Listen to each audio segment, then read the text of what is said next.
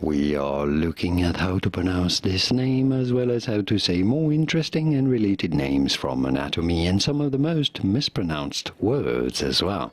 So make sure to stay tuned and consider subscribing for more learning. This is the name of a muscle, of course, a muscle of the arm.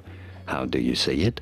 Biceps brachii. Brachii is generally how this is said in English, although some people might pronounce it as brachii or as brachii as well, which I guess are more Latin sounding pronunciations and probably correct as well, but the conventional pronunciation in English is as biceps brachii.